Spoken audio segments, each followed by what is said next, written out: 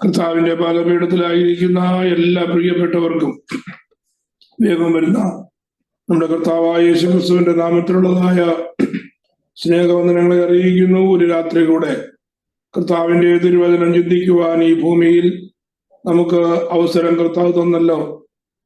അനേകർക്ക് ലഭിക്കാത്തതായ പദവിയും praise Lord അറിവും കർത്താവ് നമുക്ക് തരുന്നതോർത്ത് നമുക്ക് ദൈവത്തിന്റെ സന്നിധാനത്തിൽ വളരെ നന്ദിയുള്ളവരായിരിക്കാം. നാം പഠിച്ചുകൊണ്ടിരിക്കുന്നതായ വേദഭാഗത്തിലേക്കാണ് നിങ്ങൾ ശ്രദ്ധയെ തിരിക്കുവാൻ ആഗ്രഹിക്കുന്നത്. അന്ത്യകാല പ്രവചനങ്ങളുള്ളതായ ബന്ധത്തിൽ, ദൈവസഭയോടുള്ളതായ ബന്ധത്തിൽ നടക്കുന്ന 19 കൂട്ടം കാര്യങ്ങളാണ് നമ്മൾ ചിന്തിച്ചുകൊണ്ടിരിക്കുന്നത്. അതിൽ 10ാമത്തെ വിഷയമാണ് നാം ചിന്തിക്കുന്നത്. അത് കഴിഞ്ഞ ആഴ്ചയിൽ നമുക്ക് ആദ്യത്തെ ഭാഗം കേൾക്കുവാനായിട്ടിടയായി തീർന്നല്ലോ. 10ാമത്തെ വിഷയം എന്ന് പറയുന്നത് ഹർമഗദോൻ യുദ്ധമാണ്. ആ ഹർമഗദോൻ യുദ്ധത്തിന്റെ പശ്ചാത്തലം നാം കഴിഞ്ഞ ദിവസം ചിന്തിക്കുവാനായിട്ടിടയായിട്ട് തീർന്നു. ഈ 19 കൂട്ടം കാര്യങ്ങൾ എന്ന് പറയുന്നത് ദൈവസഭയോടുള്ളതായ ബന്ധത്തിൽ നടക്കുന്നതായ കാര്യങ്ങളാണ്. അതിൽ 1ാമത്തെ കാര്യം ഭൂമിയിലാണ് നടന്നത്.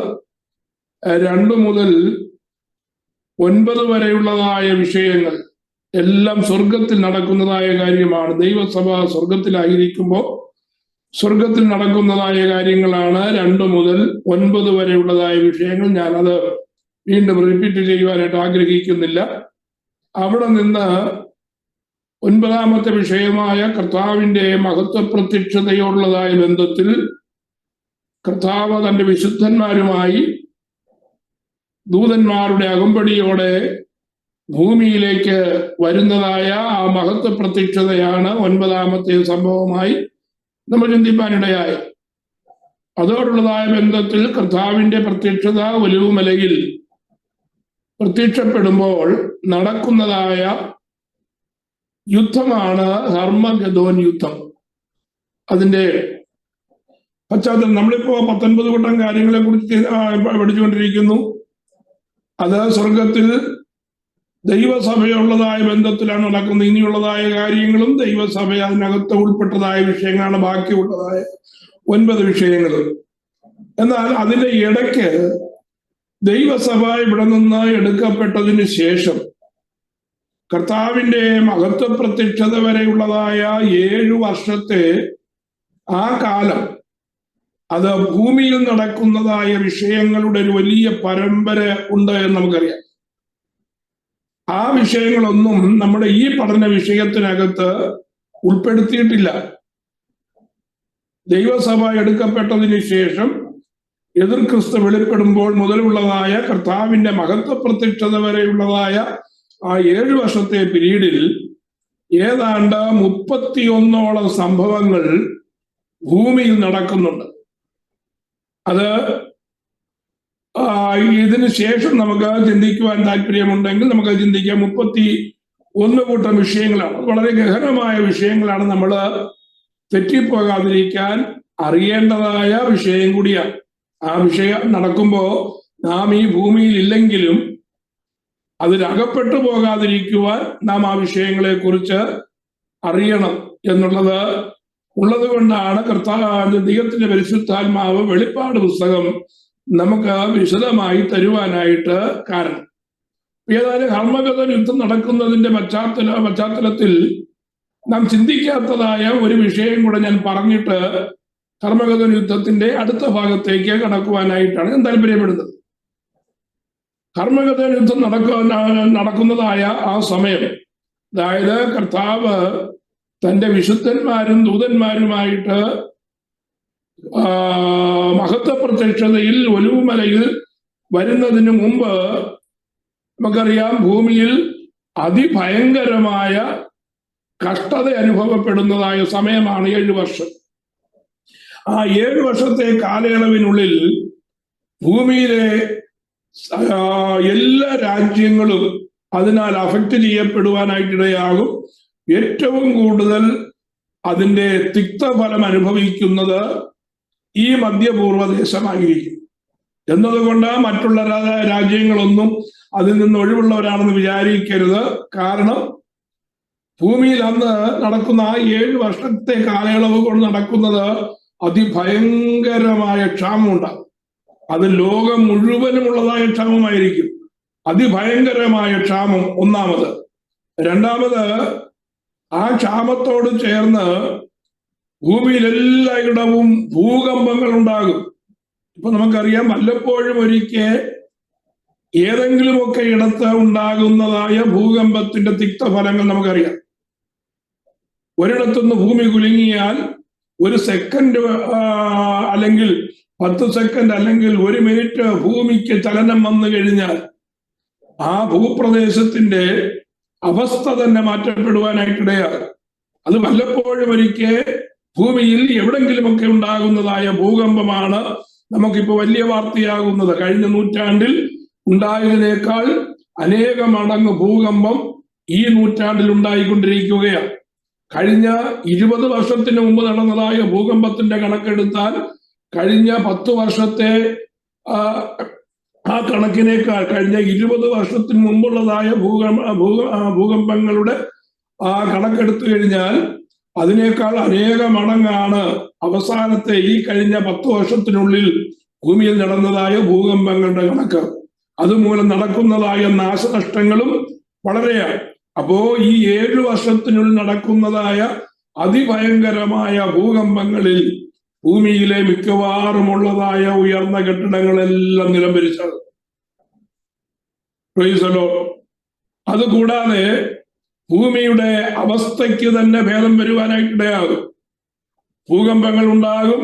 വല്ലപ്പോഴും ഒരിക്കൽ ഉണ്ടാകുന്നതായ സുനാമി ആയിരിക്കുകയില്ല അന്ന്. ആ ഭൂകമ്പങ്ങളുടെ കെടുതിയാൽ കൊടുങ്കാറ്റ്, അതുപോലെ കടൽക്ഷോഭം, സുനാമി, തുടരെ ഉണ്ടാകുന്നതായ സുനാമി, കൂടാതെ രാജ്യത്തിനകത്ത് നടക്കുന്നതായ ആഭ്യന്തര യുദ്ധങ്ങൾ. സമാധാനം എടുത്തു കളയുകയാണ്. സമാധാനം എടുത്തു കഴിഞ്ഞാൽ പിന്നെ ഭൂമി നടക്കുന്നത് എന്താണ്? അന്യോന്യമുള്ളതായ ആ യുദ്ധങ്ങൾ, ആഭ്യന്തര യുദ്ധങ്ങൾ, അതിൻ്റെ നമുക്ക് ചിന്തിക്കുവാൻ പോലും കഴിയാത്തതായ രീതിയിൽ അതിഭയങ്കരമായിരിക്കും. പിന്നെ ഈ 7 വർഷത്തെ വിഷയം എന്ന് പറയുന്നത് ദൈവം ഭൂമിയുടെ മേൽ ചൊരിയുന്നതായ ദൈവക്രോധങ്ങളുടെ കണക്ക് നമുക്ക് കാണുവാൻ കഴിയും. മുദ്ര പൊട്ടിക്കുമ്പോഴും കാഹളങ്ങൾ ഊതുമ്പോഴും കലശങ്ങൾ എറിയുമ്പോഴും ഒക്കെ ദൈവത്തിന്റെ കോപമാണ് ഭൂമിയുടെ മേൽ ചൊരിയുന്നത്.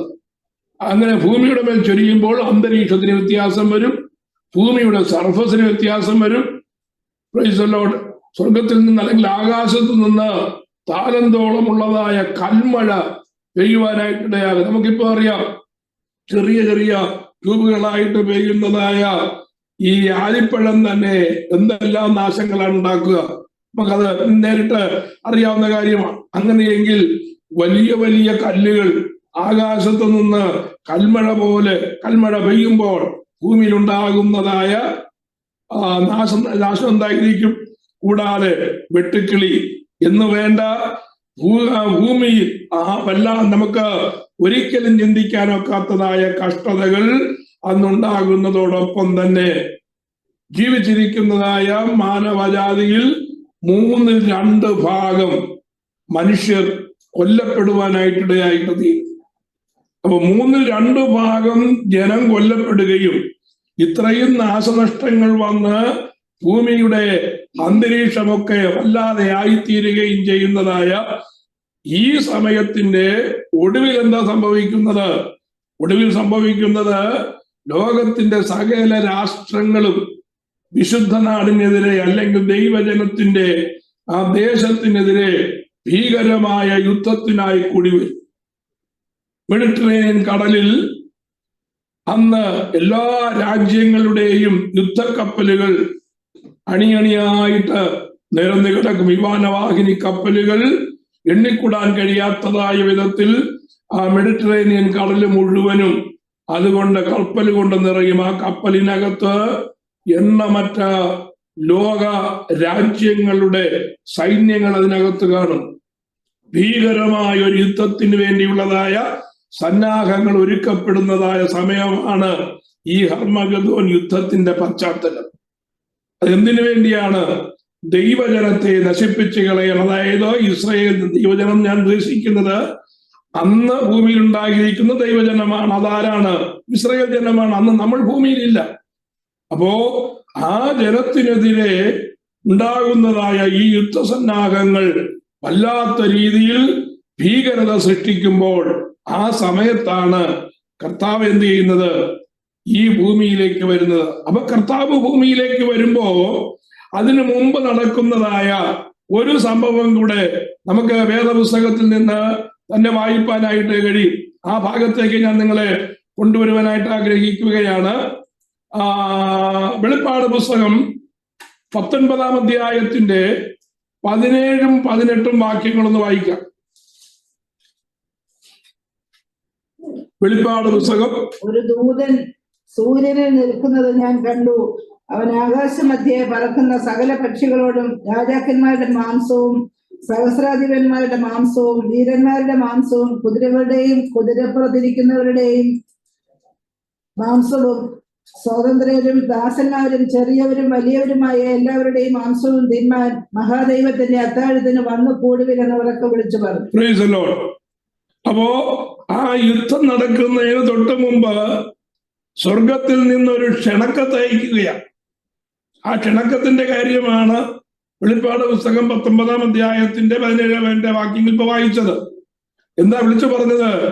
ആകാശമധ്യേ പറക്കുന്നതായ സകല പക്ഷികളോടും രാജാക്കന്മാരുടെ മാംസവും സഹസ്രാധിപന്മാരുടെ മാംസവും വീരന്മാരുടെ മാംസവും കുതിരകളുടെയും കുതിരപ്പുറത്തിരിക്കുന്നവരുടെയും മാംസവും സ്വതന്ത്രന്മാരും ദാസന്മാരും ചെറിയവരും വലിയവരുമായ എല്ലാവരുടെയും മാംസവും തിന്മാൻ മഹാദൈവത്തിന്റെ അത്താഴത്തിന് വന്നുകൂടുവീനെന്ന് ഉറക്കെ വിളിച്ചു പറഞ്ഞു.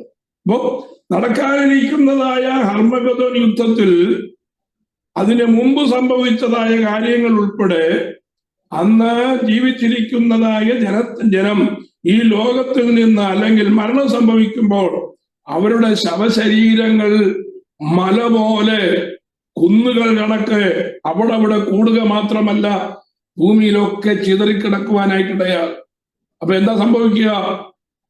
എല്ലാ കഴുകന്മാരും സകല പക്ഷികൾ മാത്രമല്ല ഈ വനങ്ങളുടെ നമ്മുടെ കാടുകളുടെ അതിർത്തി ലംഘിക്കപ്പെടും. ദൈവം ഇപ്പോ വനങ്ങൾക്ക് അദൃശ്യമായ ഒരു അതിരിട്ടിരിക്കുന്നത് കൊണ്ടാണ് വന്യമൃഗങ്ങളെല്ലാം കാട്ടിനകത്ത് വസിക്കാൻ കാരണം. അവർ കാട് വിട്ട് വെളിയിലേക്ക് വരാത്തതിന് കാരണം നമ്മൾ വിചാരിക്കുന്നവർ കാട്ടുമൃഗങ്ങളായതുകൊണ്ടെന്നാണ്. പക്ഷെ ഇപ്പൊ നമുക്കറിയാം, നമ്മുടെ നാട്ടിൽ തന്നെ വനങ്ങളുടെ അതിർത്തി ലംഘിച്ച് കാട്ടുപോത്തായാലും കടുവയായാലും പുലിയായാലും കാട്ടുപന്നി ആയാലും ഒക്കെ നഗരത്തിലേക്ക് ഇറങ്ങിക്കൊണ്ടിരിക്കുക, അല്ലെങ്കിൽ ആൾപ്പാർപ്പുള്ളതായ സ്ഥലങ്ങളിലേക്ക് ഇറങ്ങിക്കൊണ്ടിരിക്കുക. ആർക്കും അതിനെ തടയാൻ കഴിയാത്ത വിധത്തിൽ. പക്ഷെ ഇപ്പോ അതൊരു അടയാളമാണ്. ദൈവം വനങ്ങൾക്ക് അദൃശ്യമായ ഒരു അതിരിട്ടിരിക്കുന്നത് കൊണ്ടാണ് ഈ കാട്ടുമൃഗങ്ങളൊന്നും നാട്ടിലേക്ക് കടക്കുവാൻ കഴിയാതെ ദൈവത്തിന്റെ ആജ്ഞ അനുസരിച്ച് നിൽക്കുന്നത്. എന്നാൽ ഈ സമയത്ത് എന്താ സംഭവിക്കുക? കർത്താവിന്റെ ആ മഹത്വ പ്രതീക്ഷതയ്ക്ക് മുമ്പ് ഈ വനങ്ങളുടെ എല്ലാം അതിർത്തി ദൈവം എടുത്തു മാറ്റി. കാട്ടുമൃഗങ്ങൾ നാട്ടിലേക്ക് കൂട്ടമായി കടന്നു വരും. കൂട്ടമായി കടന്നു വന്ന് കാട്ടുമൃഗങ്ങളുടെ ആക്രമണത്താൽ ഒരു വലിയ കൂട്ടം ജനം വല്ലാത്ത രീതിയിൽ കൊല്ലപ്പെടുവാനായിട്ടിടയായിട്ട് തീരും. അത് ഈ ഒരു ക്ഷണക്കത്ത് കൊണ്ടാണ് അങ്ങനെ വരാൻ കാരണം. കാട്ടുമൃഗങ്ങളെ ഈ ഭൂമിയിൽ വീഴുന്നതായ ജനത്തിന്റെ ശവശരീരം തിന്നുവാൻ കാട്ടുമൃഗങ്ങൾക്ക് ക്ഷണക്കത്തയക്കുക എന്ന് പറയുമ്പോ അവരുടെ അതിർത്തി എടുത്തു മാറ്റിയിട്ട് ദൈവം അവർക്ക് സ്വാതന്ത്ര്യം കൊടുക്കും. പട്ടണത്തിലേക്ക് കടന്നു വന്ന് അവരുടെ ഇഷ്ടമുള്ളതായ രീതിയിൽ വിഹാരരംഗം ഉണ്ടാക്കുവാനുള്ളതായ അവസരം ദൈവം ഒരുക്കും. അപ്പോ എല്ലാ രീതിയിലും ആ കഷ്ടതയുടെ ഭീകരത താണ്ഡവമാടുന്നതായ സമയത്താണ് നമ്മുടെ കർത്താവ് എവിടെ വരുന്നത്? തന്റെ ദൂതന്മാരുമായിട്ട് മേഘത്തേരിൽ വരുന്നതായ കാര്യം നമുക്ക് കാണുവാനായിട്ട് കഴിയുന്നത്. അതിനെക്കുറിച്ച് വെളിപ്പാട് പുസ്തകത്തിൽ രേഖപ്പെടുത്തിയിരിക്കുന്നതായ വേദഭാഗത്തിലേക്ക് ഞാൻ നിങ്ങളുടെ ശ്രദ്ധയത്തിരിക്കുകയാണ്. വെളിപ്പാട് പുസ്തകം 19-ാം അധ്യായത്തിന്റെ 11 മുതലുള്ളതായ വാക്യങ്ങൾ വായിക്കാം. അനന്തരം സ്വർഗം തുറന്നിരിക്കുന്നത് ഞാൻ കണ്ടു. ഒരു വെള്ളക്കുതിര പ്രത്യക്ഷമായി. അതിന്മേൽ ഇരിക്കുന്നവന് വിശ്വസ്തനും സത്യവാനും എന്ന് പേർ. അവൻ നീതിയോടെ വിധിക്കുകയും പോരാടുകയും ചെയ്യും. അപ്പൊ കർത്താവിന്റെ പ്രത്യക്ഷതയാണ് പരസ്യമായി നമ്മുടെ വെളിപ്പാട് പുസ്തകത്തിൽ 1-ാം അധ്യായത്തിൽ വായിക്കുന്നത് പോലെ സകല കണ്ണുകളും അവനെ കുത്തിത്തുളച്ചവരും അത് കാണും. കർത്താവ് മേഘാരൂഢനായി ആ കുതിരപ്പുറത്ത് വരുന്നത് സകല കണ്ണുകളും കാണും. മിന്നൽ പോലെ നല്ല വരുന്നത്. പ്രൈസ് കർത്താവ് എങ്ങനെയാണോ സ്വർഗത്തേക്ക് ഒലിവുമലയിൽ നിന്ന് കയറിപ്പോയത്, അതുപോലെ തന്നെ കർത്താവ് ഇറങ്ങി വരുവാനിടയാകും. എങ്ങനെയാ കർത്താവ് പോയത്? ഭൂമിയിൽ നിന്ന് സാവധാനം ഉയർന്നുയർന്ന് ശിഷ്യന്മാർ നോക്കി നിൽക്കെ കർത്താവ് മേഘത്തിന് പിന്നിൽ മറഞ്ഞു എന്നാണ് നമുക്ക് കാണുവാൻ കഴിയുന്നത്. മിനിറ്റുകൾ എടുത്താണ് കർത്താവ് സ്വർഗത്തേക്ക് കരേറിപ്പോയത്. ദൂതന്മാർ പറഞ്ഞത്, നിങ്ങൾ കർത്താവ് പോയതുപോലെ വരുന്നത് നിങ്ങൾ കാണും, പോയതുപോലെ വരുന്നത് നിങ്ങൾ കാണും. അങ്ങനെയെങ്കിൽ സകല കണ്ണുകളും കാണത്തക്ക രീതിയിൽ സ്വർഗം തുറക്കുന്നത്, ആ വെള്ളക്കുതിര പ്രത്യക്ഷമായി അതിന്മേൽ ഇരിക്കുന്നവൻ ആ വെള്ളക്കുതിരപ്പുറത്ത് വരുന്നത് കാണുകയാണ്. എന്താണ് അവന്റെ പേര്? അതിന്മേൽ ഇരിക്കുന്നവന് വിശ്വസ്തനും സത്യവാനും എന്ന പേർ. അവൻ നീതിയോടെ വിധിക്കുകയും പോരാടുകയും ചെയ്യുന്നു. ഈ ലോകത്തിൽ ഇപ്പൊ നീതിയുണ്ടോ? ഈ ലോകത്തിൽ ദൈവജനം ഉള്ളത് കൊണ്ട് മാത്രം നീതിയുടെ ഒരു ചെറിയ ലാഞ്ചന ഉണ്ട് എന്ന് പറയാം. അതും ചെറുതായ ഒരു ലാഞ്ചന മാത്രമേ ഉള്ളൂ. എവിടെ നോക്കിയാലും അനീതിയാ, എവിടെ നോക്കിയാലും ദുഷ്ടതയാ. Price the Lord. ആ അർഹിക്കുന്നതായ ന്യായം ആർക്കും ലഭിക്കുന്നില്ല. പ്രത്യേകിച്ച് ദൈവജനത്തിന് അവരർഹിക്കുന്നതായ ന്യായം ഒരിടത്തുനിന്ന് ലഭിക്കാതിരിക്കുമ്പോൾ നീതിയോടെ വിധിക്കുന്നതായ ഒരുവന്റെ പ്രത്യക്ഷത ഭൂമിയിൽ ഉണ്ടാകുവാൻ ഇടയാകും. എന്താണ് ആ രാജാവിന്റെ പ്രത്യക്ഷതയുടെ പ്രത്യേകത? വെളിപ്പാട് പുസ്തകം 19-ാം അധ്യായത്തിന്റെ 12-ാമത്തെ വാക്യം. അവന്റെ കണ്ണ് അഗ്നിജ്വാല, തലയിൽ അനേകം രാജമുടികൾ, എഴുതിയിട്ടുള്ള ഒരു നാമവും അവനുണ്ട്, അത് അവനല്ലാതെ ആർക്കും അറിഞ്ഞു. എഴുതിയിട്ടുള്ളതായ ഒരു നാമം അവനുണ്ട്, അത് അവനല്ലാതെ ആർക്കും അറിയില്ല. Price the Lord. വീണ്ടും അതിന്റെ 13-ാമത്തെ വാക്യം. അവൻ രക്തം തളിച്ച ഉടുപ്പ് ധരിച്ചിരിക്കുന്നു, അവന് ദൈവവചനം എന്ന പേർ പറയുന്നു. ധാരാളം ദൈവവചനം. ദൈവവചനം എന്ന് പറയുന്നത് നമ്മുടെ കർത്താവായ യേശു ക്രിസ്തു. ആദിയിൽ വചനമുണ്ടായിരുന്നു, ആദിയിൽ ദൈവപുത്രൻ ഉണ്ടായിരുന്നു, ദൈവപുത്രൻ ദൈവത്തോടു കൂടിയായിരുന്നു, ദൈവപുത്രൻ ദൈവമായിരുന്നു എന്നാണ് നമുക്ക് യോഹന്നാന്റെ സുവിശേഷത്തിൽ അതിന്റെ ഒറിജിനലിൽ വായിക്കുവാനായിട്ട് കഴിയുന്നത്. ആദിയിൽ വചനമുണ്ടായിരുന്നു, വചനം ദൈവത്തോടു കൂടിയായിരുന്നു, വചനം ദൈവമായിരുന്നു എന്നുള്ളതിന്റെ ഒറിജിനൽ എഴുത്തെന്ന് പറയുന്നത് ആദിയിൽ ദൈവപുത്രൻ ഉണ്ടായിരുന്നു, ദൈവപുത്രൻ ദൈവത്തോടു കൂടിയായിരുന്നു, ദൈവപുത്രൻ ദൈവമായിരുന്നു എന്നുള്ളതാണ്. അപ്പോ ആ ദൈവവചനമാണ് എന്ത് ചെയ്യുന്നത്? ഇതാ ഇറങ്ങി വരുന്നത്. 14-ാമത്തെ വാക്യം. സ്വർഗത്തിലെ സൈന്യം നിർമ്മലവും ശുഭ്രവുമായ വിശേഷ വസ്ത്രം ധരിച്ച് വെള്ളക്കുതിരപ്പുറത്ത് കയറി അവനെ അനുഗമിച്ചു. സ്വർഗത്തിലെ സൈന്യം എന്ന് പറയുന്നത് ദൂതന്മാരാണ്. ദൂതന്മാർ വിശുദ്ധന്മാരെ അനുഗമിക്കുകയാണ്. കർത്താവ് തന്റെ വിശുദ്ധന്മാരുമായിട്ടാണ് വരുന്നത് എന്ന് യൂദാ രേഖപ്പെടുത്തിയിരിക്കുന്നു. Price the Lord. അപ്പോ വിശുദ്ധന്മാരുമായിട്ട് വരുമ്പോ കാന്തനോടുകൂടെ തന്റെ വിവാഹ വേളി കഴിഞ്ഞതായ കാന്തയും വരുമ്പോ അത് അവർക്ക് അകമ്പടിയായി അവരെ അനുഗമിച്ചുകൊണ്ട് സ്വർഗത്തിലെ സൈന്യം നിർമ്മലവും ശുഭ്രവുമായ വിശേഷ വസ്ത്രം ധരിച്ച് വെള്ളക്കുതിരപ്പുറത്ത് കയറി അവനെ അനുഗമിക്കുകയാണ്.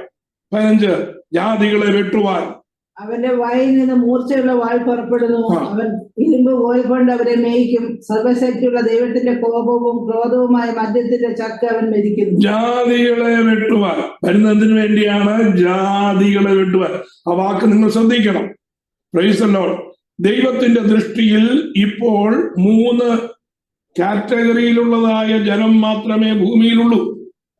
മനുഷ്യൻ 100,000 ക്ലാസുകൾ വെച്ചാലും ഡിനോമിനേഷൻ വെച്ചാലും രാജ്യത്തിന്റെ അവസ്ഥയിൽ വേർതിരിച്ചാലും വിദ്യാഭ്യാസത്തിന്റെയോ നിറത്തിന്റെയോ പൊക്കത്തിന്റെയോ വണ്ണത്തിന്റെയോ ഒക്കെ ബേസിൽ ജനത്തെ വേർതിരിച്ചാലും ദൈവം കാണുന്നത് 3 കാറ്റഗറിയാണ് ഈ ഭൂമിയിലെ മനുഷ്യനെ ഇപ്പോൾ.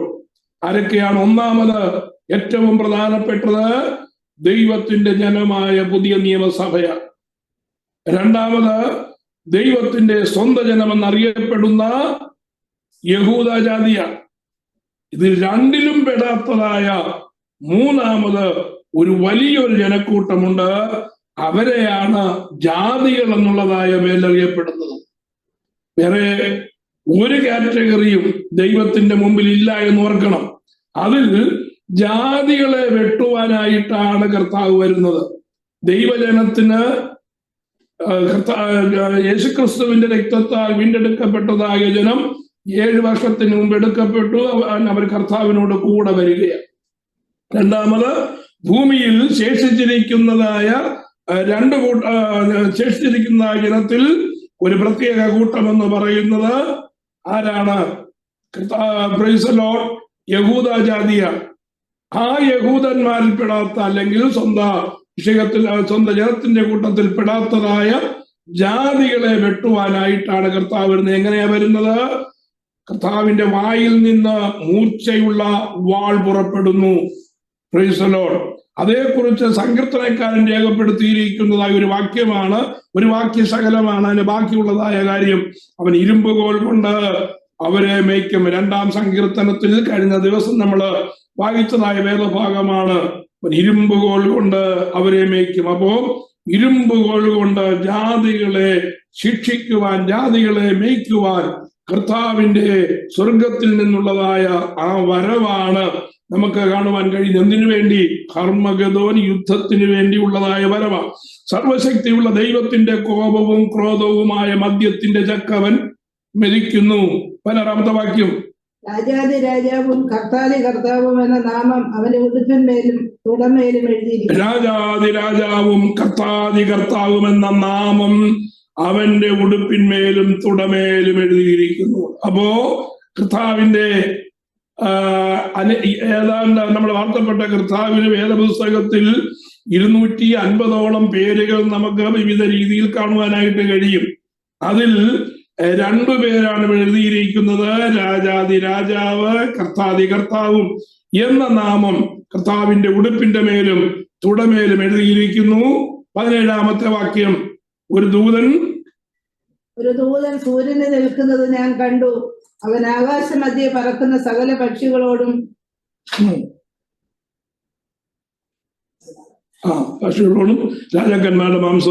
രാജാക്കന്മാരുടെ മാംസവും സഹസ്രാധിപന്മാരുടെ മാംസവും വീരന്മാരുടെ മാംസവും കുതിരകളുടെയും കുതിരപ്പുറത്തിരിക്കുന്നവരുടെയും മാംസവും സ്വതന്ത്രന്മാരും ദാസന്മാരും ചെറിയവരും വലിയവരുമായ എല്ലാവരുടെയും മാംസവും തിന്മാൻ മഹാദൈവത്തിന്റെ അത്താഴത്തിന് വന്നു കൂടുവീൻ എന്ന് ഉറക്കെ വിളിച്ചു പറഞ്ഞു.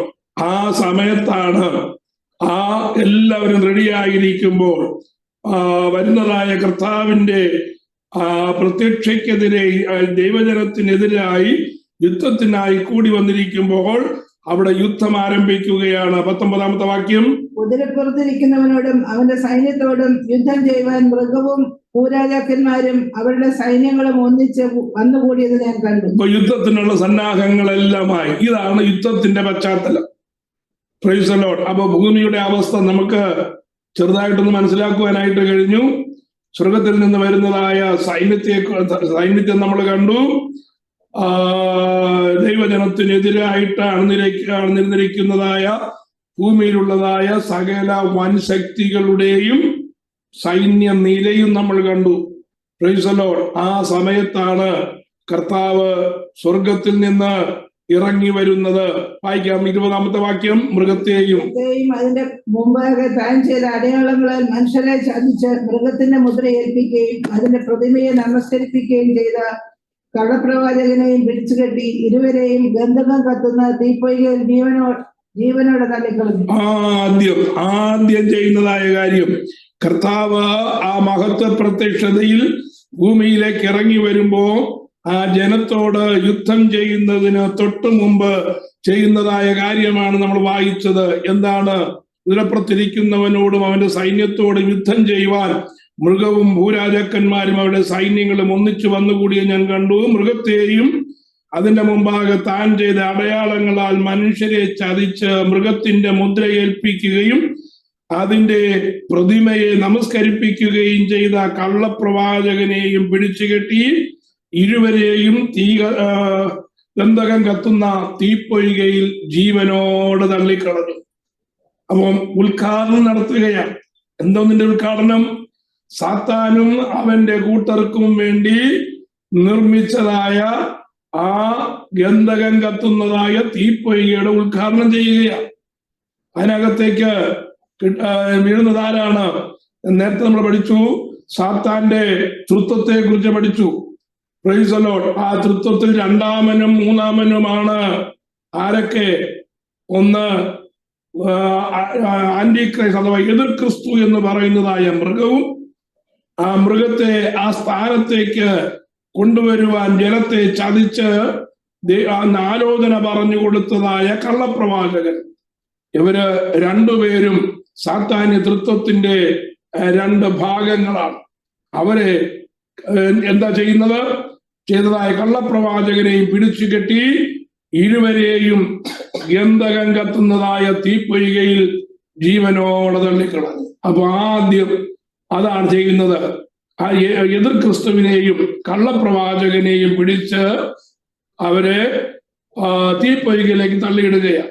ശേഷിച്ചവരെ കുതിരപ്പുറത്തിരിക്കുന്നവന്റെ വായിൽ നിന്ന് പുറപ്പെടുന്ന വാൾ കൊണ്ട് കൊന്ന് അവരുടെ മാംസം തിന്ന സകല പക്ഷികൾക്കും തൃപ്തി വന്നു. അപ്പോ ശേഷിച്ചതായ ആൾക്കാരുടെ നേരെ എന്താ ചെയ്യുന്നത്? ഈ കുതിരപ്പുറത്ത് ഇറങ്ങി വരുന്നതായ ദൈവവചനം എന്ന പേരുള്ള നമ്മുടെ വാഴ്ത്തപ്പെട്ട കർത്താവിന്റെ വായിൽ നിന്ന് വചനം പുറപ്പെടുകയാണ്. ആ വചനം വാളുപോലെ വന്ന് ശത്രുക്കളുടെ നെഞ്ചത്തുകൂടെ തുളച്ചു കയറുമ്പോൾ ലക്ഷക്കണക്കിനല്ല കോടിക്കണക്കിന് വരുന്നതായ സൈന്യം ആ ശബ്ദത്തിന് മുമ്പിൽ നിൽക്കുവാൻ കഴിയാതെ അവർ തകർന്നടിയുന്നതായ കാഴ്ചയാണ് നമുക്കിവിടെ കാണുവാൻ കഴിയുന്നത്. ശേഷിച്ചവരെ കുതിരപ്പുറത്തിരിക്കുന്നവന്റെ വായിൽ നിന്ന് പുറപ്പെടുന്നതായ വാൾ കൊണ്ട് കൊന്ന് അവരുടെ മാംസം തിന്ന് സകല പക്ഷികൾക്കും തൃപ്തി വന്നു. ഹർമഗദോൻ യുദ്ധത്തിന്റെ ആ അവസാന ഭാഗത്തേക്കാണ് നമ്മൾ വന്നത്.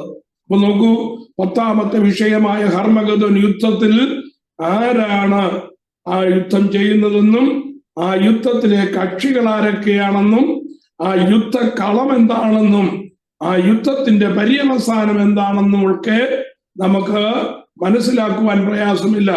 അത് എത്ര മണിക്കൂർ നിൽക്കുമെന്നോ എത്ര ദിവസം നിൽക്കുമെന്നോ നമുക്കൊരു കണക്കിനകത്ത് കാണുവാൻ കഴിയത്തില്ല. ആ കണക്ക് കർത്താവിന്റെ മുമ്പിൽ കർത്താവിന് മാത്രം അറിയാവുന്നൊരു കണക്കാണ്. ചിലപ്പോൾ മണിക്കൂറുകളായിരിക്കാം, ചിലപ്പോ ദിവസങ്ങളായിരിക്കാം. എന്നാലും ഇന്നത്തെ യുദ്ധം പോലെ വർഷങ്ങളൊന്നും നീളുകയില്ല. കാരണം ആ കർത്താവ് ഭൂമിയുടെ ഭരണം ഏറ്റെടുക്കാൻ പോകുന്നതിന്റെ ആദ്യ നിമിഷങ്ങളായതുകൊണ്ട് അധികം നീളുകയില്ല. യുദ്ധം വളരെ ചുരുങ്ങിയ സമയം കൊണ്ട് ആ യുദ്ധത്തിന് ഒരു പര്യവസാനം വരും. ആ യുദ്ധത്തിന് പര്യവസാനം വരുമ്പോ പ്രൈസ് ദി ലോർഡ് ആദ്യം ചെയ്യുന്നതായ കാര്യം ജനത്തെ വഞ്ചിച്ചതായ എതിർ ക്രിസ്തുവിനെയും എതിർ ക്രിസ്തുവിനെ ആ സ്ഥാനത്തേക്ക് ഉയർത്തിക്കൊണ്ടുവരുവാൻ ആലോചന പറഞ്ഞ് ജനത്തെ വഞ്ചിക്കുകയും ചെയ്തതായ കള്ളപ്രവാചകൻ ഇവരെ രണ്ടുപേരെയും പിടിച്ച് തീപ്പൊയ്കയിൽ തള്ളിയതിനു ശേഷം സകല ജനത്തിന്റെ മേലും കർത്താവ് തന്റെ വചനത്തെ അയക്കുകയും ആ വചനത്താൽ ആ ശത്രുക്കൾ ഒന്നൊഴിയാതെ എല്ലാവരും നശിക്കുകയും ചെയ്യും. ആ നശിച്ചു പോകുന്നതായ സോൾജിയേഴ്സിന്റെ അല്ലെങ്കിൽ സൈന്യത്തിന്റെ മാംസം തിന്നുവാനുള്ളതായ ക്ഷണമാണ് നാം നേരത്തെ വായിച്ചതായ കാര്യം. ഹർമഗദോൻ 10ാമത്തെ വിഷയമായ ഹർമഗദോൻ യുദ്ധം അവിടെ അവസാനിക്കുകയാണ്. Price the Lord. ഇനി നമുക്ക് 11ാമത്തെ വിഷയത്തിലേക്ക് കടന്നു വരാം. 11ഉം 12ഉം കൂടെ തീർക്കണമെന്നായിരുന്നു ഞാൻ ചിന്തിച്ചിരുന്നത്, പക്ഷേ തീരുവെന്ന് തോന്നുന്നില്ല. 11ാമത്തെ വിഷയത്തിലേക്ക് ഞാൻ കടന്നു വരുവാൻ ആഗ്രഹിക്കുകയാണ്. 11ാമത്തെ വിഷയം എന്ന് പറയുന്നത് സാത്താന്യ തൃത്വത്തിൽ ഒന്നാമനായിരിക്കുന്നതായ സാത്താന്റെ താൽക്കാലിക ബന്ധനമാണ്. സൈറ്റൻ കാസ്റ്റ് ഇൻടു ഹെൽ, അതായത് സാത്താനെ അഗാധ കൂപത്തിലേക്ക് തള്ളിയിടുന്നതായ കാര്യമാണ് നമുക്ക് വായിപ്പാൻ കഴിയുന്നത്. അത് 11ാമത്തെ സംഭവമാണ്. ഇതെല്ലാം ക്രോണോളജിക്കലാണ് കേട്ടോ. ഒന്നിന് ശേഷമാണ് ഒന്ന് വരുന്നത്. 10ാമത്തെ സംഭവത്തിന് ശേഷമാണ് 11ാമത്തെ സംഭവം വരുന്നത്. അത് ക്രോണോളജിക്കലായിട്ടാണ് നമ്മൾ ചിന്തിക്കേണ്ടത്. അങ്ങനെയെങ്കിൽ മാത്രമേ നമ്മുടെ ഹൃദയത്തിൽ അത് പതിഞ്ഞിരിക്കുകയുള്ളൂ. അപ്പോ ഹർമഗദോൻ യുദ്ധം കഴിഞ്ഞതിന് ശേഷം നടക്കുന്നതായ കാര്യം വെളിപ്പാട് പുസ്തകം 20ാം അധ്യായത്തിലേക്ക് നമുക്ക് കടന്നു വരാം. 20ാം അധ്യായത്തിന്റെ 1 മുതലുള്ളതായ വാക്യം നമുക്ക് വായിക്കാം. അനന്തരം ഒരു ദൂതൻ അഗാധത്തിന്റെ താക്കോലും ഒരു വലിയ ചങ്ങലയും കയ്യിൽ പിടിച്ചുകൊണ്ട് സ്വർഗത്തിൽ നിന്ന് ഇറങ്ങുന്നത് ഞാൻ കണ്ടു. അനന്തരം ഒരു ദൂതൻ അഗാധത്തിന്റെ താക്കോലും ഒരു വലിയ ചങ്ങലയും കയ്യിൽ പിടിച്ചുകൊണ്ട് സ്വർഗത്തിൽ നിന്ന് ഇറങ്ങുന്നത് ഞാൻ കണ്ടു. ദൂതന്മാരുടെ കൂട്ടമല്ല, ഒരു ദൂതൻ വളരെ സമാധാനത്തോടുകൂടെ, ശീഘ്രഗതിയിലൊന്നുമല്ല, വളരെ സമാധാനത്തോടെ ഇറങ്ങി വരികയാണ്. അവന്റെ കയ്യിൽ എന്തുണ്ട്? അവന്റെ കയ്യിൽ ഇത് താക്കോലുണ്ട്. പിന്നെ കയ്യിൽ എന്തുണ്ട്? ഒരു ചങ്ങലയുണ്ട്. Price the Lord. ഈ താക്കോൽ എന്തിന്റെ താക്കോലാണെന്ന് രേഖപ്പെടുത്തിയിരിക്കുന്നു. അത് അഗാധത്തിന്റെ താക്കോലാണ്. അഗാധത്തിന്റെ താക്കോൽ എന്ന് പറഞ്ഞാൽ അഗാധ കൂപത്തിന്റെ താക്കോൽ. അഗാധ കൂപത്തെ കുറിച്ച് നമ്മൾ ചിന്തിച്ചിട്ടില്ല. അഗാധ കൂപത്തിന്റെ വിഷയം വരുന്നത് ഞാൻ നേരത്തെ പറഞ്ഞല്ലോ, സഭ എടുക്കപ്പെടുന്നതിനും കർത്താവിന്റെ മഹത്വ പ്രത്യക്ഷതയ്ക്കും ഇടയ്ക്ക് ഭൂമിയിൽ നടക്കുന്നതായ 31 കൂട്ടം കാര്യങ്ങളുണ്ട്. അതിലൊരു വിഷയമാണ് നമുക്ക് വെളിപ്പാട് പുസ്തകം 9ാം അധ്യായത്തിൽ വായിപ്പാനായിട്ട് കഴിയുന്നത്. ഈ അഗാധ കൂപത്തെ കുറിച്ചൊന്ന് മനസ്സിലാക്കേണ്ടതിന് നമുക്ക് ആ ഭാഗത്തേക്ക് ഒന്ന് കടന്നു വരുവാൻ ഞാൻ നിങ്ങളെ ആഹ്വാനം ചെയ്യുകയാണ്. 9ാം അധ്യായം, വെളിപ്പാട് പുസ്തകം 9ാം അധ്യായത്തിന്റെ 1 മുതലുള്ളതായ വാക്യങ്ങൾ വായിക്കും. 5ാമത്തെ ദൂതൻ ഊതി, അപ്പോൾ ഒരു നക്ഷത്രം ആകാശത്തു നിന്ന് ഭൂമിയിൽ വീണ് കിടക്കുന്നത് ഞാൻ കണ്ടു. 2ാമത്തെ സംഭവ പരമ്പരയായ കാഹളങ്ങൾ ഊതുന്നതായ 7 ദൂതന്മാരുടെ കൂട്ടത്തിൽ 5ാമത്തെ ദൂതൻ ഊതുമ്പോഴുള്ളതായ ഒരു വിഷയമാണ് 9ാം അധ്യായത്തിൽ രേഖപ്പെടുത്തിയിരിക്കുന്നത്. 5ാമത്തെ ദൂതൻ ഊതി, അപ്പോൾ ഒരു നക്ഷത്രം ആകാശത്ത് നിന്ന് ഭൂമിയിൽ വീണ് കിടക്കുന്നത് ഞാൻ കണ്ടു. അവന് അഗാധ കൂപത്തിന്റെ താക്കോൽ ലഭിച്ചു. ഒരു നക്ഷത്രം എന്ന് ഉദ്ദേശിക്കുന്നത് ആരാണ്? അത് ദൂതനാണ്, ദൈവത്തിന്റെ ദൂതൻ തന്നെയാണ്. അത് വീണ് കിടക്കുന്നു എന്ന് പറയുമ്പോ നമ്മൾ ഉദ്ദേശിക്കുന്നതിന്റെ കൂട്ട് അത് സ്ലിപ്പ് ചെയ്തിഞ്ഞ് പോകുന്നതല്ല, അല്ലെങ്കിൽ ആരെങ്കിലും വെട്ടി താഴെയിട്ടതായ ഒരുവനല്ല, അല്ലെങ്കിൽ വീണ് കിടക്കുന്നു എന്ന് നമ്മൾ വായിക്കുമ്പോ അതൊരു സാത്താന്റെ ദൂതനാണെന്നുള്ളതായ ചിന്തയും വേണ്ട. എന്താ വീണ് കിടക്കുന്നു എന്ന് പറയാനായിട്ട് കാരണം ആ ദൂതൻ വരുന്നതായ വേഗതയാണ് മിന്നൽ പോലെ, അല്ലെങ്കിൽ ആ വേഗതയാണ് ആ വീണ് കിടക്കുന്നതിനെ സൂചിപ്പിക്കുന്നത്. അത്ര വലിയ വേഗതയിൽ വന്നതുകൊണ്ട് സ്വർഗത്തിൽ നിന്ന് വീണതുപോലെ, പെട്ടെന്ന് വീണതുപോലെ യോഹന്നാന് തോന്നുകയാണ്. അപ്പൊ സ്വർഗത്തിൽ നിന്ന് ഇറങ്ങി വരുന്നതായ ഒരു ദൂതനാണ്. ആ ദൂതന്റെ കയ്യിൽ ഒരു താക്കോൽ ഇരിക്കുകയാണ്. ആ താക്കോൽ അഗാധ കൂപത്തിന്റെ താക്കോലാണ്. ഈ അഗാധ കൂപം എവിടെയാണെന്നുള്ള കാര്യം നമുക്കറിയില്ല. കാരണം വേദപുസ്തകത്തിൽ അത് എഴുതിയിട്ടില്ലാത്തത് കൊണ്ട് അത് എവിടെയാണ് കറക്റ്റ് ലൊക്കേഷൻ നമുക്ക് അറിയത്തില്ല.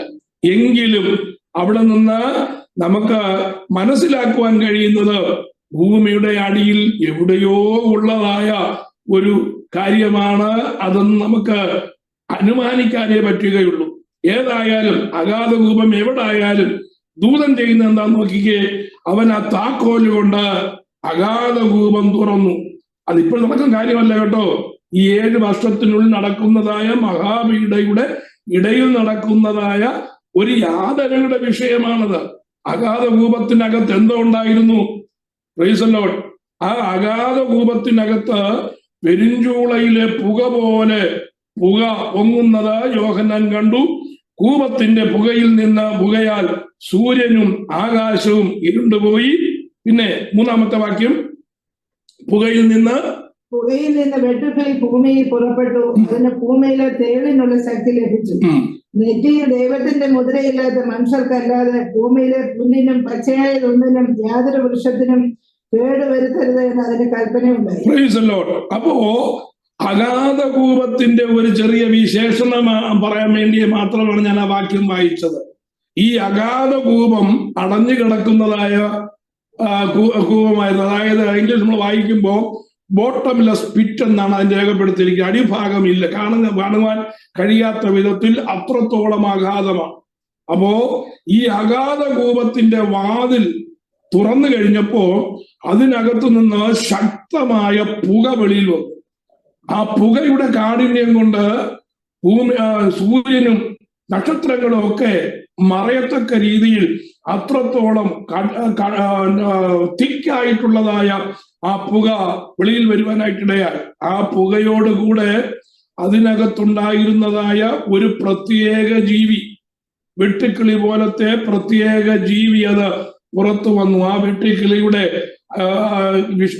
വിശേഷതയൊക്കെ നമുക്ക് 9-ാം അധ്യായം പഠിക്കുമ്പോൾ ചിന്തിക്കുവാനായിട്ട് കഴിയും. അത് എന്റെ ഇപ്പോഴത്തെ വിഷയമല്ലാത്തത് കൊണ്ട് ഞാൻ അതിന്റെ വിശദീകരണത്തിലേക്ക് പോകുന്നില്ല. ആ വെട്ടുക്കിളി ഭൂമിയിൽ പുറപ്പെട്ടു. എന്നിട്ട് അതിനെന്താ കിട്ടിയ ദൗത്യം? ദൈവത്തിന്റെ മുദ്രയില്ലാത്ത മനുഷ്യർക്കല്ലാതെ. സാധാരണ വെട്ടുക്കിളി എന്താ ചെയ്യുന്നത്? മനുഷ്യന് യാതൊരു കേടും വരുത്തുവാനാണ് കഴിയത്തില്ല. വെട്ടുക്കിളി സാധാരണ ആ ഭൂമിയിലെ സകല പച്ചപ്പുല്ലും തിന്നുകളയുന്നതായ ഒരു ജീവിയാണ് വെട്ടുക്കിളി. പക്ഷേ ഈ അഗാധ കൂപത്തിൽ നിന്ന് വരുന്നതായ വെട്ടുക്കിളിയുടെ സ്വഭാവം നേരെ വിപരീതമാണ്. എന്താണ് അതിന്റെ സ്വഭാവം? അതിന് കിട്ടിയ കൽപ്പന ഇതാണ്: ദൈവത്തിന്റെ മുദ്രയില്ലാത്തതായ മനുഷ്യർ. ദൈവത്തിന്റെ മുദ്ര ആർക്കാണെന്ന് നമുക്കറിയാം. 7-ാമത്തെ അധ്യായത്തിൽ മുദ്രയിട്ട് വേർതിരിക്കപ്പെട്ടതായ 144,000 പേരുണ്ട്. ആ മുദ്ര ലഭിക്കാത്തതായ ആ മനുഷ്യർക്കല്ലാതെ വേറെ ഒന്നിനും ഭൂമിയിലുള്ളതായ മറ്റൊന്നിനും കേടുവരുത്തരുത്.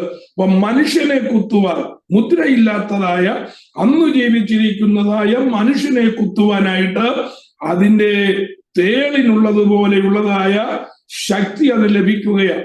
അതിന്റെ ശക്തി മുഴുവനും വാലില. തേള് കുത്തുന്നത് പോലെ അത് മനുഷ്യനെ കുത്തുവാനായിട്ടിടയാകും. ആ വേദന കൊണ്ട് മനുഷ്യൻ വല്ലാതെ പുളയും. ആ പുളഞ്ഞതായ ആ വേദനയുടെ മധ്യത്തിൽ അവർക്ക് മരിക്കുവാൻ കഴിയത്തില്ല. കാരണം മരണം ആ സമയത്ത് ആഗ്രഹിക്കും. മരണം ആർക്കും മരിക്കുവാൻ കഴിയാത്തതായ ഒരു പ്രത്യേക കാലഘട്ടം, ഈ വെട്ടുക്കിളിയുടെ ബാധ ഉണ്ടാകുന്നതായ സമയം. ആ വെട്ടുക്കിളിയുടെ കുത്തേറ്റ് വേദനയോടെ ജനം നിലവിളിക്കുമെങ്കിലും ആരും ദൈവത്തിങ്കിലേക്ക് തിരിയത്തില്ല എന്നുള്ള കാര്യം കൂടെ എഴുതിയിട്ടുണ്ട്. അപ്പോ ഈ അഗാധ കൂപത്തിന്റെ പ്രത്യേകത, അഗാധ കൂപത്തിനകത്ത് ഇത് കിടക്കുകയാണ്. ഈ അഗാധ കൂപത്തിന്റെ താക്കോലും കൊണ്ട് ഇതിനകത്ത് നിന്ന് വരുമ്പോ ഇതിനകത്ത് നിന്ന് അവന്റെ ഒരു നേതാവ് പുറപ്പെടുന്ന കാര്യം നമുക്ക് അതേ അധ്യായത്തിൽ കാണുവാനായിട്ട് കഴിയും. ഈ വെട്ടുക്കിളിക്ക് ഒരു നേതാവുണ്ട്. ആ വെട്ടുക്കിളിയുടെ നേതാവിന്റെ പേരാണ് അപ്പല്ലോൻ. അപ്പല്ലോൻ എന്ന് പറയുന്നത് ഒരു സാത്താന്യ ദൂതനാണ്. സാത്താന്യ ദൂതൻ, നമുക്ക് സാത്താന്യ സാമ്രാജ്യത്തെ കുറിച്ച് അല്ലെങ്കിൽ ഏഞ്ചലിക് വേൾഡിനെ കുറിച്ചുള്ളതായ ഒരു ചെറിയ പഠനമെങ്കിലും നമ്മൾ അറിഞ്ഞിരിക്കണം. നമ്മൾ സാത്താൻ എന്നൊക്കെ പറഞ്ഞ് അതങ്ങ് ഒതുക്കി നിർത്തുകയാണ്. ഭൂമിയുടെ അല്ലെങ്കിൽ സൃഷ്ടിയുടെ ആരംഭം മുതൽ ഉണ്ടായതായ ദൈവത്തിന്റെ സൃഷ്ടിയിൽ നിന്ന് വേർതിരിഞ്ഞു പോയതായ അല്ലെങ്കിൽ വീണുപോയതായ ഒരു വലിയ കൂട്ടം ദൈവത്തിന്റെ എതിരാളി അല്ലെങ്കിൽ സാത്താന്യ ദൂതന്മാരുടെ മണ്ഡലമുണ്ട്.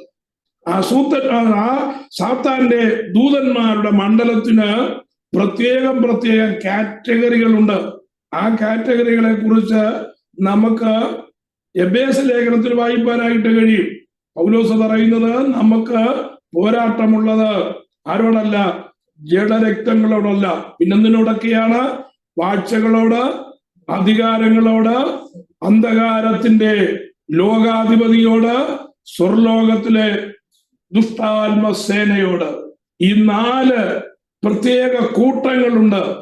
അതിൽ ഒരു കൂട്ടത്തിന്റെ നേതാവാണ് അപ്പല്ലോൻ എന്ന് പറയുന്നതായ ദൂതൻ.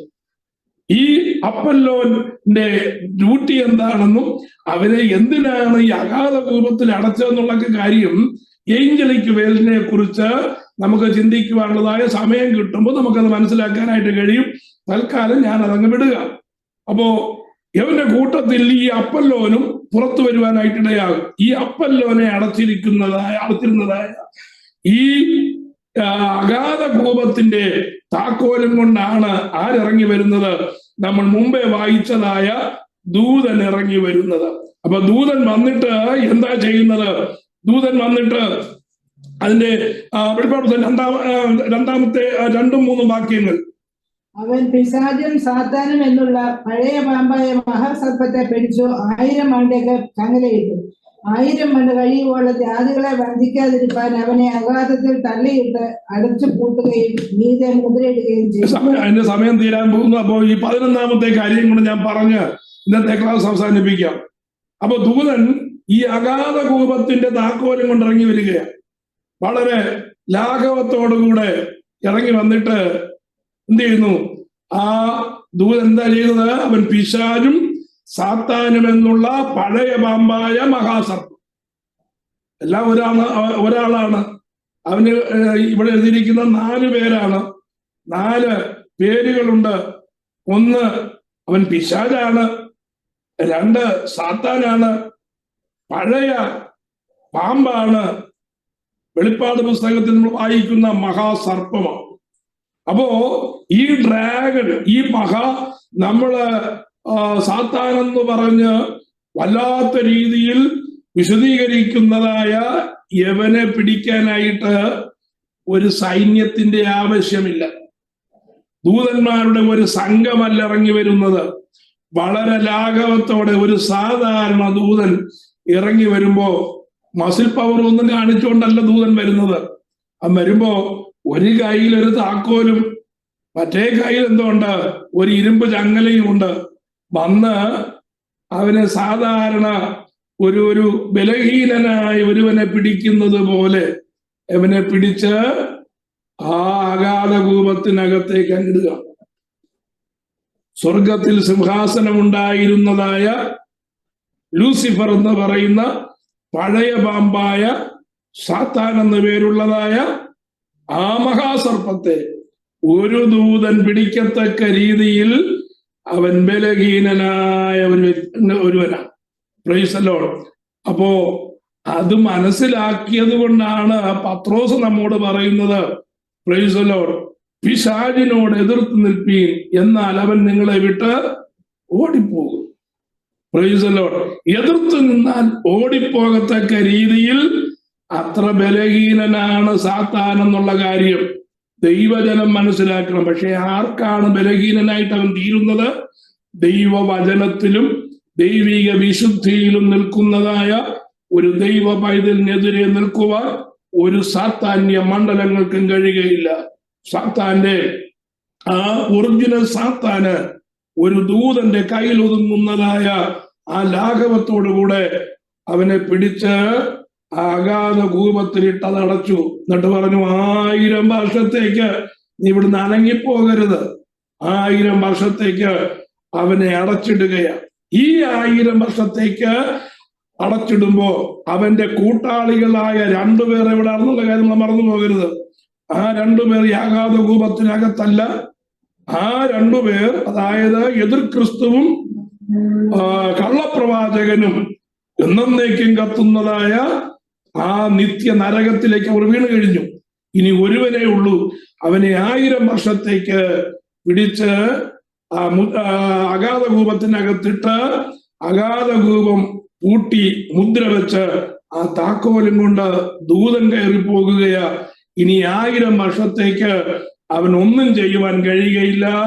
അവൻ അബന്ധനസ്ഥനായി ഈ ലോകത്തിന്റെ അധിപതിയുടെ സ്ഥാനത്ത് നിന്ന് അവൻ മാറ്റപ്പെട്ട് തടവുകാരനായി അഗാധ കൂപത്തിനകത്തേക്ക് കിടക്കുന്നതായ സംഭവമാണ് 11ാമത്തെ സംഭവം. അത് പറഞ്ഞ് ഇന്നത്തെ ക്ലാസ് ഞാൻ അവസാനിപ്പിക്കുകയാണ്. Price the Lord, hallelujah. നമുക്ക് ധൈര്യം തരുന്നതായ ഒരു കാര്യം, പ്രൈസ് ദി ലോർഡ്, കർത്താവായ യേശു ക്രിസ്തുവിന്റെ രക്തത്താൽ വീണ്ടെടുക്കപ്പെടുകയും ദൈവവചനത്തിന്റെ അടിസ്ഥാനത്തിൽ നിൽക്കുകയും ദൈവിക വിശുദ്ധിയോടെ നമ്മെ തന്നെ സൂക്ഷിക്കുകയും ചെയ്യുന്നതായ ദൈവപൈതൽ ദൈവവചനത്തിന്റെ ബൗണ്ടറിക്കുള്ളിൽ നിൽക്കുന്നിടത്തോളം അതൊരു വലിയ പ്രാധാന്യമുള്ള വിഷയമാണ്.